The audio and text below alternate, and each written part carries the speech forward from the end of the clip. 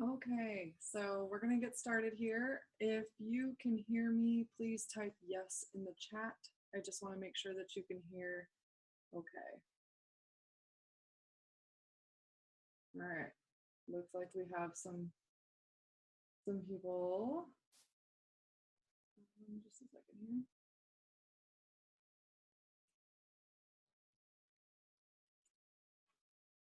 here. Okay. Didn't have my chat window open. Get that. So first of all, welcome to you if you have not been here before to the webinars. This is our second one, and we're going to do these every month. So if there's a topic that you're specifically interested in, please let me know, and I would be happy to do a webinar on that topic.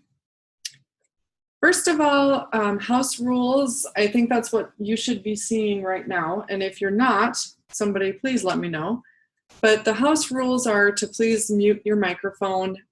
Don't use video because then I see everyone's video on the side of the screen and it gets a little distracting. Also, please ask any questions that you have during the webinar in the chat. We have a few developers on standby that are watching the chat and they're happy to help answer some questions as we go along. If we don't actually get to your question, please know that we will be watching or reviewing that chat after the webinar, and we will be in contact with you via email for sure if we missed it during the webinar. So your questions will get answered. The way that this will work is that generally I spend around 20 minutes at the beginning just giving a short presentation, a tip or trick, go over some sort of luggage or accessibility component, and then after that we'll have a Q&A. So that's when we'll be watching the chat. I'll help answer questions that pertain to the webinar of the day first, and then after that it's open. So if you're an editor, a content editor, and you're experiencing some questions as you go along and try to add content, we're happy to help answer those questions. It's also nice because we can learn from each other. So it's a good way that you can learn something new from others that are also editors. And then of course, just please be respectful of others. So I think we all know how to do that, and shouldn't even probably have to have that bullet, but. So in the beginning, before we get started, I'd like to point out a few online resources that are available to you, and I will just rocket through these pretty fast. First, we are Biology Information Technology. I didn't actually introduce myself. My name is Ann Griesel, and I'm part of this team. If you have any questions for us, you can find us here. Also, learn a little bit more about our collaborative group.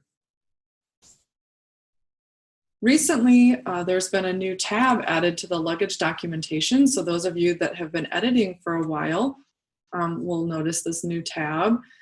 There are several luggage sites up at Iowa State University, and this is just a nice way to look through some of them. So sometimes it's nice to look at another site to see what they're doing, and maybe it would help you move forward with a feature on your own site, for example.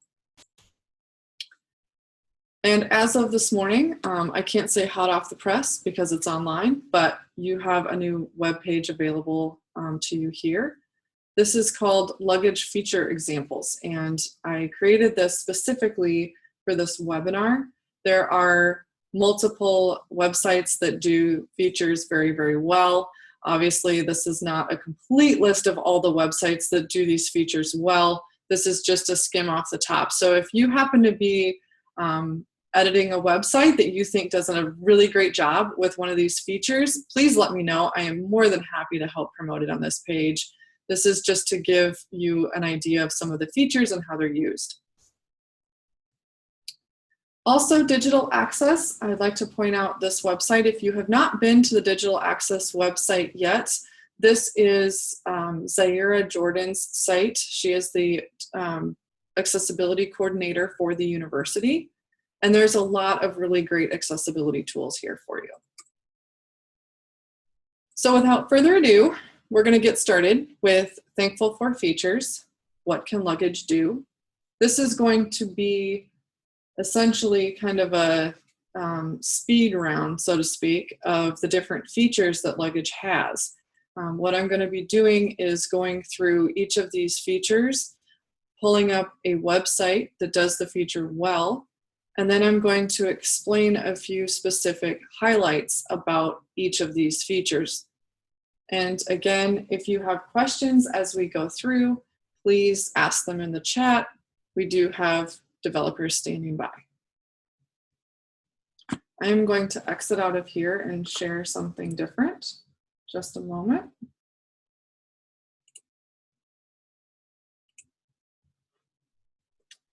I hope that we have now moved on to a new screen for you. You should be seeing the Center for Arthropod Management Technologies website.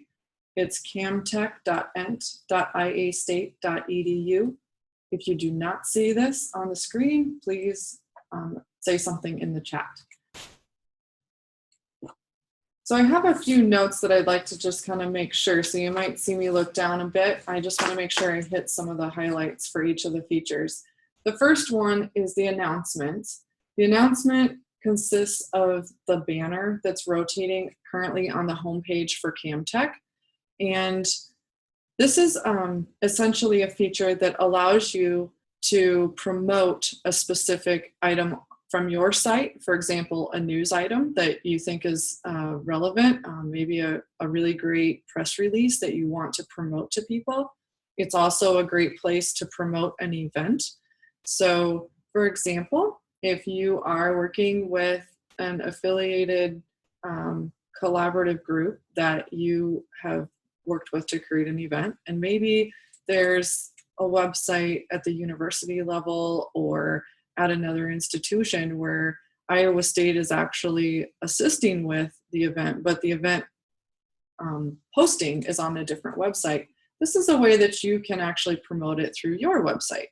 So you could have a nice image and then actually link that image directly to another site. So when you actually add an announcement, there are essentially two main options then. You can insert content in the body section of the announcement, and when people click your announcement banner, they will go directly to what you've inserted in the body field. Or you can decide to put an alternate URL in the alternate URL field, and then if somebody clicks on your announcement banner, they will be taken to whatever URL you placed in the field. So it's just a really nice way to do that. Another good thing about the banner is that it can be scheduled. So there is a scheduler with the announcement banner. So if you, for example, are going to be on vacation and you know that you're going to want to make sure a couple announcements get updated on the website, you could schedule those ahead of time. Sometimes editors really like it because there are specific annual events that occur, and the department or the college already is aware of what those events are, and they know that in February we do this and in March we do this event. And so you can actually create all of the announcement banners ahead of time and schedule them to just go live on a specific date. You can also schedule them to unpublish on a specific date. This is nice for events because you don't want to promote the event after the event has happened. So this is a great way that you don't have to worry about remembering to go to the website and unpublishing that announcement. So just remember that you can schedule. Also, people like to know the size, and the size of the announcement is 1180 pixels by 346. So it's 1180 by 346. Are there any other questions about the announcement feature? If there are, feel free to put something in the chat. Okay. Now we're going to move on to blog. So the blog feature was created because essentially, units have a lot of really great writers and researchers and people that are interested in promoting their material who may or may not have blogged before. And this is a really great way to get someone started if you're interested in, a researcher might be interested in creating a blog. This is a great way for them to do that because really what's happening is it's promoting many bloggers at once. So if you haven't blogged very much and you might go to, if you were going to start blogging, you might have maybe 2 blogs in 2 or 3 months, and you're kind of worried about, as a researcher, maybe having time to do that, but you kind of want to do it anyway. This is great because it doesn't make you look bad because it's not, as you can see, the main page is really just promoting the most recent blogs of everyone. And so you're not, you don't have to worry about that if you're not posting as often.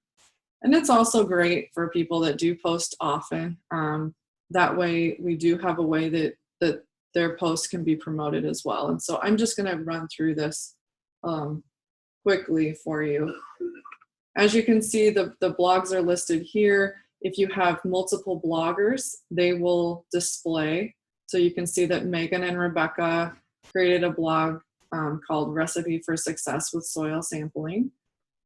These are teasers that appear. So when you click on a blog post, let's pick on Erin here. If you pick on a blog post called IPM Webinars on Stored Grain Pests, you're going to actually see the full post. You can add images and files to your blog. You can also see that you're automatically added to the bottom of the blog with a little short description of your bio, where the link, if you click on it, goes directly to your people profile. So that's a nice way to have people learn a little bit more about you as a blogger. You can see on the right that there's recent bloggers in a block. So if you'd like to look at Erin's blogs, for example, you can click on her and you'll get a little bio, a nice profile picture, and then a list of blogs that Erin specifically has written.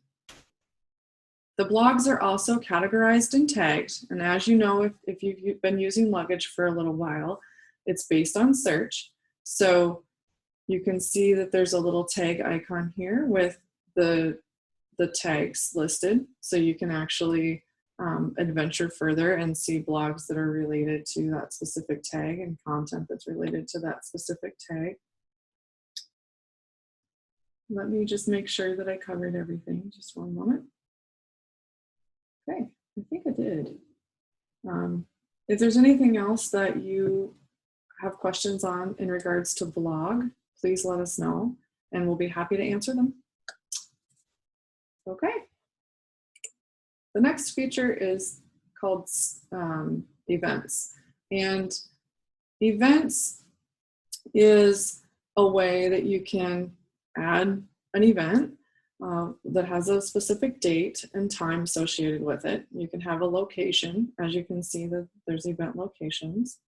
You can view the events. This one goes directly to seminars, and I'll talk about that in a moment. You can go directly to events, where you can see a page view that lists the upcoming events with the event type and basically the teaser component. So you can see that this group is doing a very nice job of entering events. They're very consistent. There's a name that links to a profile page. There's a title, teaser sort of item listed there too. If you go to the month view, you can see all the events listed by the month. So this is just a really fast way for you to add an event and have it appear everywhere it's supposed to automatically. It will automatically appear on the event list page. It's going to automatically appear on this nice little calendar, and you can, as a user, view it by week, day, or year, and obviously month. Seminars is a new component to events that we have recently added. And what that does is it allows one to see a page view of specifically seminars for a semester. So we have found that there's a lot of colleges and departments that have seminars, and it's nice to be able to see the full list of seminars for the semester and not just the upcoming ones. So this will allow you to easily do that. What needs to happen is that the event type would be called seminar. So make sure that they're tagged with the seminar category. And then we'll automatically put them into a filter view where you can see events from specific semesters. So if you wanted to click on a previous semester, you could see those as well. Okay. All right. I think I went through everything for events, and we can now move on to news. So news, here you're getting a sneak peek of a pilot site that we have in the new theme. So this is the Iowa Monarch Conservation Consortium website, and this is a page view. It's an automatic view that lists all of the news items with teasers. So when you add a news item, they automatically appear as news on this page view. And if you prefer, or if you would like to, you can also have the news items appear in a block on the home page. So if you look at on this left block side here, you can see under recent news that the news items are listed. And then if you click on a specific news item, you'll go to the full article here, and you can see that you can add images and files, and you can categorize and tag the news so that in a search, these will be found. So that's, in a nutshell, news. And if you have any questions about news, please let us know. We're happy to help. The next feature is people. So the people feature is a nice way for individuals in a unit to have their own profile pages. With the people feature, researchers, faculty, staff members can, even students, if you want, can log in and edit their own profiles. This is a nice thing, because then editors don't necessarily have to worry about updating profiles for all of these people. There's so many people. However, if you have a few of those stragglers that need help with their profile, or maybe don't edit or add them, content editors are able to add profiles for people. The first time that someone logs in to a website where they have permission, the feature will actually pull content information about them from Central Campus and automatically fill in some of the fields. So some of the fields that, such as name and title, will automatically fill in. Your location, email, address, that sort of thing will fill in. However, if it's not correct, it can be updated by the person. So all those fields can be updated, and they are only pulled in on the first time they log in. They're not going to be pulled in after that. So it's just a nice way to get started and get going. You can add a people profile picture just by uploading a picture of yourself. Also, you can add a biography and some other information. We'll click on Dr. Rosenblum's profile here, and you can see that there's a nice biography. Area of expertise is listed, and then you can see other affiliations listed, education, a CV if you want. And then you can also list various websites if you have a personal website. He's done a great job of linking also to ORCID and Google Scholar and the digital repository at Iowa State. And then his contact information is also listed. So the area of expertise is also utilized in another page view. So this view with the pictures is really meant for The use case of going to a conference, for example, if you recently went to a conference and someone's looking for you and trying to get in contact with you, it's a really quick way to say, I know this person's name was Joshua and I know they're from Iowa State, but I can't remember exactly their last name and I really want to contact them. I know their Department of Econ, because it was some economics conference. This is just a great way to be able to say, oh yes, that's the person I was talking to. There is another view that you can look at called expertise. And in the expertise view, what this does is take those areas of expertise that people have listed for themselves. And we've taken those, turned them into tags or categories, and then provided them in a page view here. Sometimes you think of a prospective student or a student who's going for a doctorate, for example, maybe needs a committee. There's various reasons that someone might be looking for people associated with a certain area of expertise instead of, the opposite of what we just talked about, where you're trying to find the person. This would be more of, I'm trying to find the research area and the people associated with it. So that's also something that comes automatically with the feature. And obviously there's what Econ has done, has decided to kind of separate the different people categories. So when you set up your website, you can choose which people categories you want. These are not specified ahead of time for you, so you can create those yourself for your area and then be able to filter very easily. So you can see all the lecturers in one page view, or you can see all of the postdocs or graduate students, etc. So it's a nice way to do that. One other thing with people is that because people are categorized and tagged, they're able to also come up in search. So if I did a very broad search here, I can see that there's 12 people that are related. I didn't spell out economics, so that's why. But there's 12 people that are related to a specific area, and so you can actually get to those people. So if you're really doing a search and trying to find someone, this is a nice way that Luggage allows you to find people. Okay, we're getting close. We have 4 more to go. So if there's any questions, please put them in.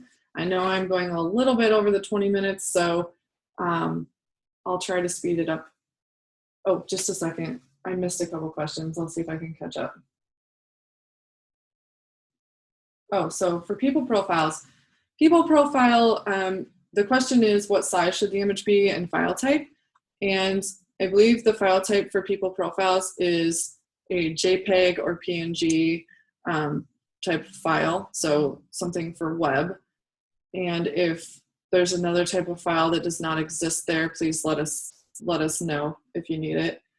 And then for the size, we'll automatically resize that image so that all of the people profiles will be the same size. So you don't have to worry about actually resizing it. I would just make sure that it's a vertical image and that it's not giant. So make sure that you're not uploading a 4,000 pixel wide image. Just upload, if it's a couple 300 pixels wide and it's a vertical profile picture, that will work fine. We'll automatically do it. And it looks like we've got developers that are giving you all the technical answers here. So you actually have the specifics in front of you. All right.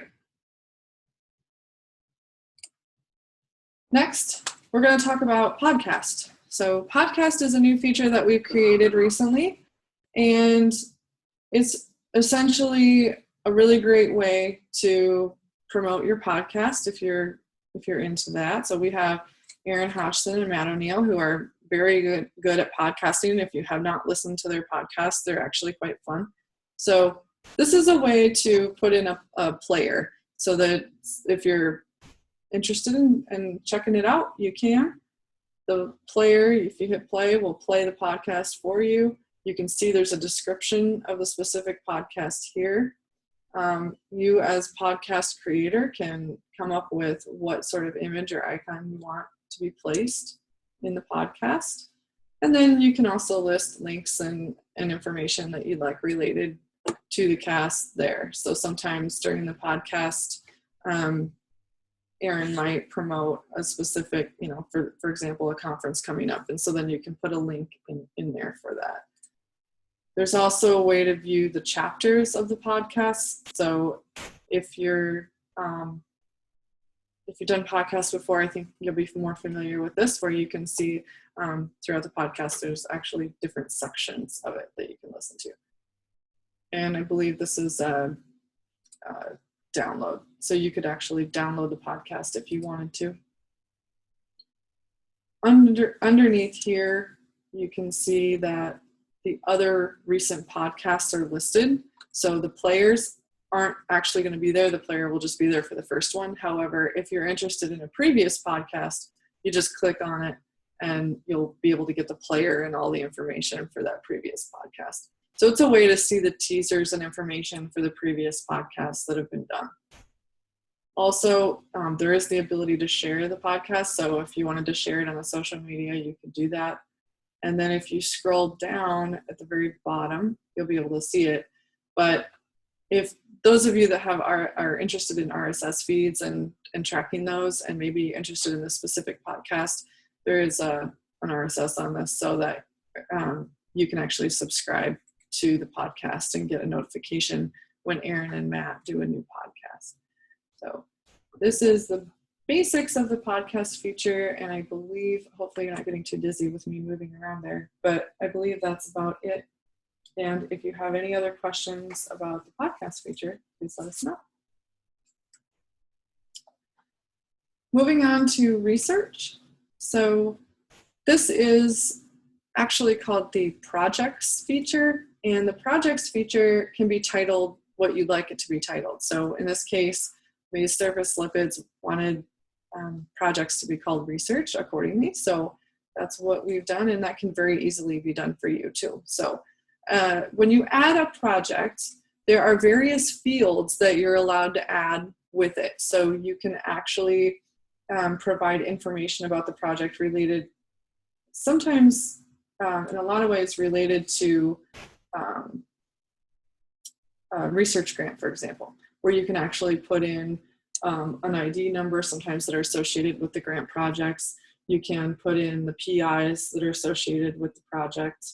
You can put in the funding organizations and links to those funding organizations to the project, and obviously add images and files and a teaser, so you can control what's shown here on this page.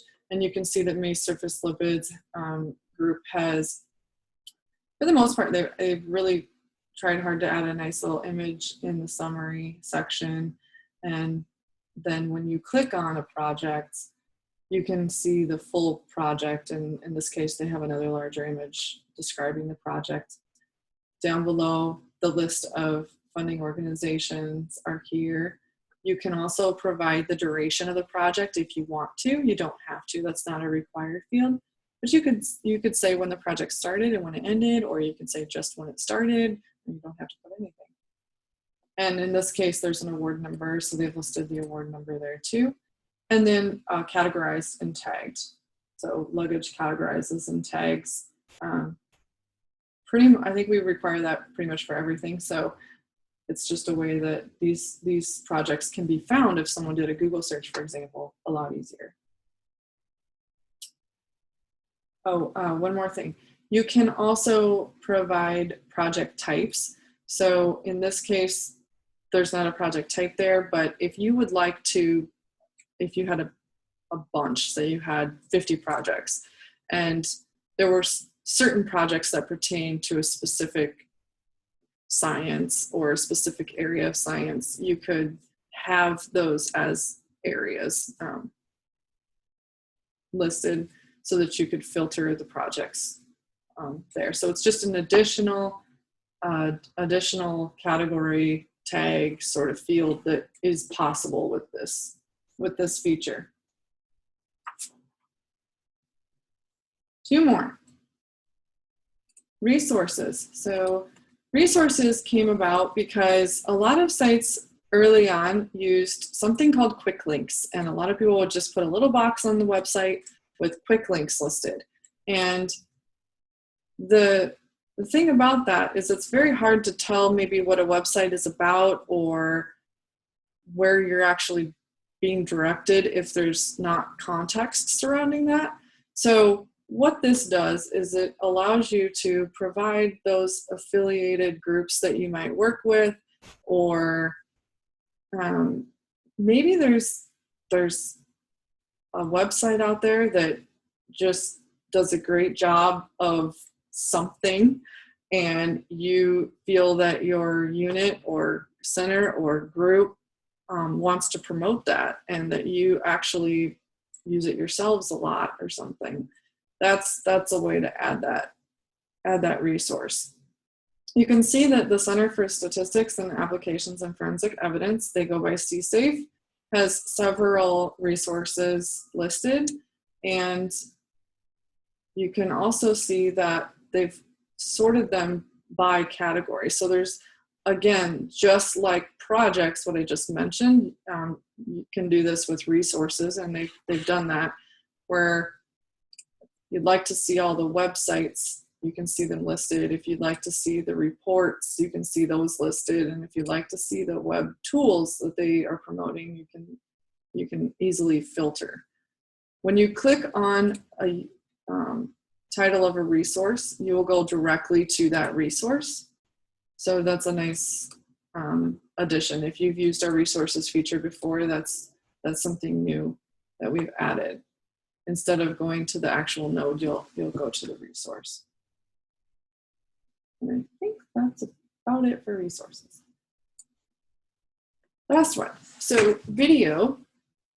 Video sometimes can be a little bit difficult.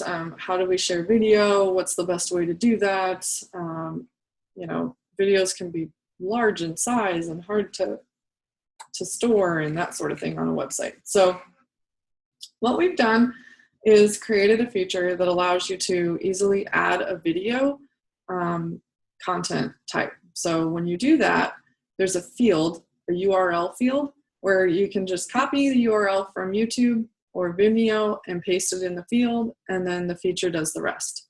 So you don't have to worry about embed code, you don't have to worry about knowing code, you don't have to worry about going into the source or anything like that. Just put the URL in, and it'll automatically appear large on the screen, and you can see that they're listed here. And if you click on a specific video, there's a spot where you can provide a description for that video, and you can see that it's on the screen in a pretty good size.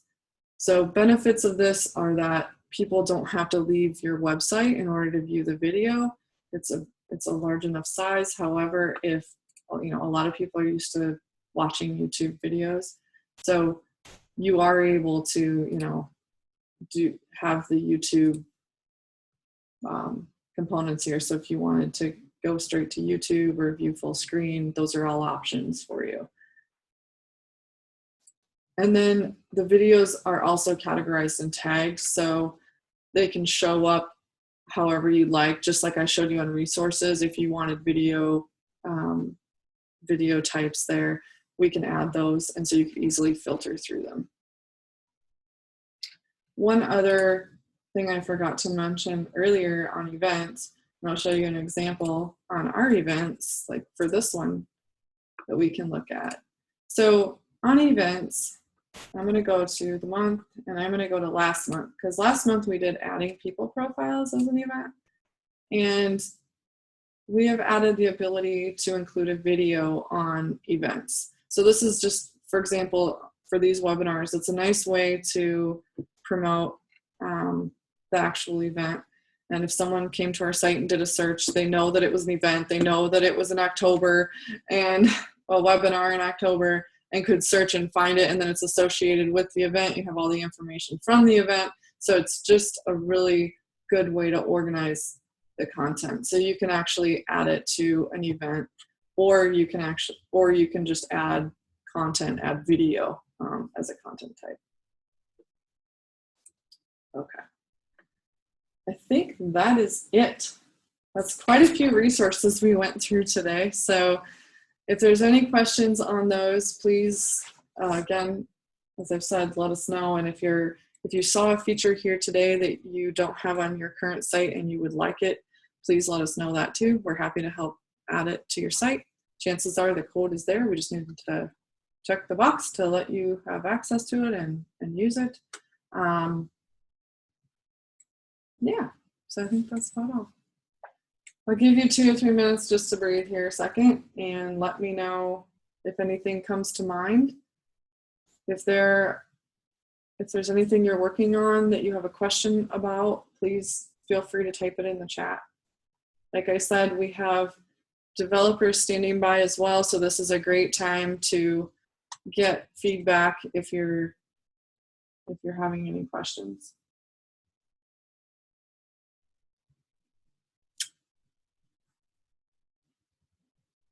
Everybody thinking about turkey? I think that's probably the case. I'm just happy I'm not cooking Thanksgiving dinner this year, so it's a good deal. We don't have to travel too far, so. All right.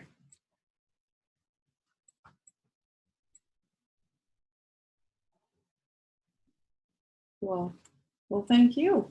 Thanks all for coming today, and feel free to contact me if you have any further questions that come up, and I look forward to seeing you next month. Next month, we will be, let me go to the event here real quick. We will be talking about announcement scheduling specifically. Okay, good, yeah. So this will be, I created this one specifically for the timing because I know holidays are coming up and there's a larger, holiday break here in December. So you might want to schedule some announcements ahead of time. And so we'll go through how to do that in case you wanted to have some announcements automatically show up on Monday when all the students get back, or Tuesday or something like that, and you don't have to worry about remembering it after the break. So that's what we'll go through. All right, I hope to see you next month, and thank you very much. I'm going to go ahead and stop the webinar for now, and I hope you all have a good Thanksgiving.